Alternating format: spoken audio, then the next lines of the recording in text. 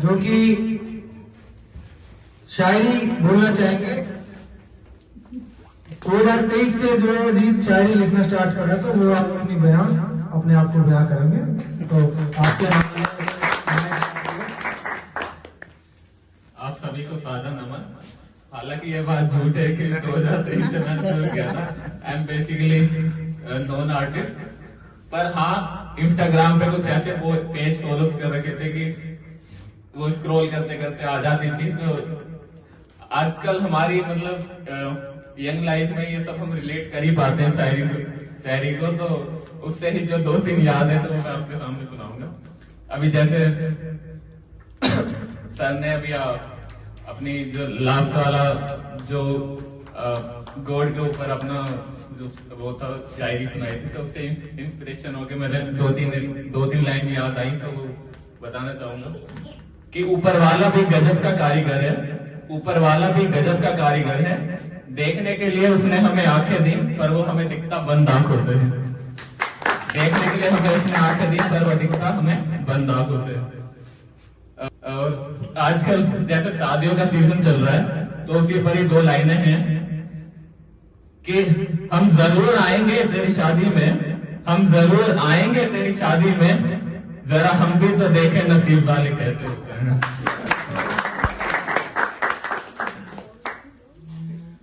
तो ऐसी एक है कि उस शख्स में कुछ बात ही ऐसी थी, उस शख्स में कुछ बात ही ऐसी थी, अगर दिल ना देते तो जान चली जाती, अगर दिल ना देते तो जान चली जाती। तो नेक्स्ट है कि अगर तू है तो दुनिया में रखा क्या है, अगर तू है तो दुनिया में रखा क्या है, अगर तू नहीं तो दुनिया में रखा क्या है, अगर तू नहीं तो दुनिया में रखा क्या है। अब कुछ आगे शायरी तो नहीं है, लेकिन मैं अपने जो भी मतलब एक स्पीच के लो, या मतलब मैं सोचता हूँ कि अगर मैं कभी मरने वाला होगा तो मेरे को कोई बोला जाए कि भाई तेरी आखिरी स्पीच क्या होगी, कि तू दुनिया को क्या मैसेज देना चाहेगा, तो इसीलिए मैंने एक छोटी सी लाइनें मतलब तैयार की थी कि मतलब इस दुनिया के पर्सपेक्टिव को, मतलब दुनिया को देखते हुए कि आज तक जो भी मैंने एक्सपीरियंस किए हैं अपनी एज में, तो मतलब मैं उनको क्या बोलना चाहूंगा। तो मुझे ऐसे लगता है कि ना इस दुनिया में प्यार की बहुत कमी है, शायद आप लोगों को भी कभी कभी महसूस होती होगी। तो मेरे को ऐसा लगता है कि अगर हमारा जन्म इस मनुष्य के रूप में हुआ है, कहते हैं कि 84 लाख योनियां हैं इस धरती पर, तो हम कुछ सांप, बिच्छू, नेवला, चील, कौवा कुछ भी बन सकते थे, लेकिन परमात्मा ने हमें मनुष्य बनाकर भेजा। और कहते हैं कि मतलब एक मनुष्य जीवन में ही हमें परमात्मा की प्राप्ति हो सकती है, क्योंकि एक मनुष्य जीवन ही ऐसा होता है जिसमें हमारे पास विवेक की शक्ति होती है, विवेक होता है हमारे पास। तो अगर हमें मनुष्य के रूप में परमात्मा ने बनाकर भेजा है, तो यह केवल एक संयोग नहीं है। तो मुझे ऐसे लगता है कि अगर उसने हमें मनुष्य के रूप में परमात्मा ने बना के भेजा है, तो उसने यही हमारे लिए बहुत बड़ा सम्मान है। तो हमें भी किसी के भी सम्मान के लिए आकांक्षी नहीं होना चाहिए कि हमें परमात्मा ने जो मनुष्य बनाकर भेजा है, वो हमारे लिए बहुत बड़ा सम्मान है। और अगर मनुष्य बनाकर भेजा है, तो हमें इस दुनिया को और अधिक खूबसूरत, और अधिक प्रेमपूर्ण और अधिक मस्ती से भरी हुई बनाने में अपना योगदान देना चाहिए। क्योंकि मुझे ऐसा लगता है कि दुनिया में ऐसी कोई चीज नहीं है कि जिसके लिए मतलब लड़ा जाए या गिले शिकवे रखे जाए, क्योंकि धन, दौलत, पद, प्रतिष्ठा, ये जितनी भी सारी चीजें हैं, मौत इन सबको छीन लेती है।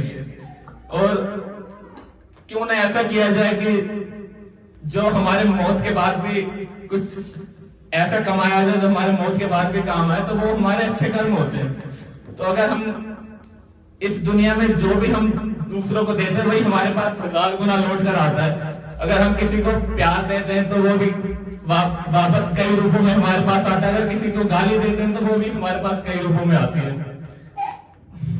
तो मैं वैसे कभी परफॉर्म नहीं किया, और मैं काफी थोड़ा नर्वस भी हूँ, तो आप सब देख पा रहे होंगे।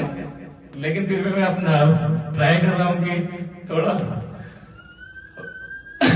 ताकि भी आप सभी ने मेरी बातों को बहुत ही प्रेम व शांति से सुना, जिससे मैं अनुग्रहित हूँ और आप सभी के भीतर बैठे परमात्मा को प्रणाम करता हूँ।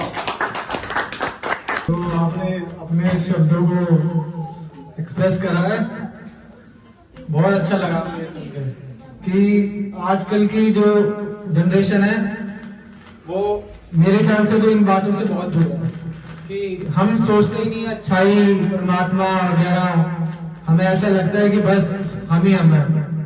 तो थोड़ा बहुत ये है कि इन सब चीजों से थोड़ा सा कनेक्ट रहो। तो थोड़ा ये नहीं कि मंदिर जाना है या मस्जिद जाना है, बस अपने ये कि अपना अंदर ही अंदर अपना अगर आप नाम जप रहे हो तो वो भी बहुत बड़ी बात है, वो इनर पीस के लिए काफी होता है।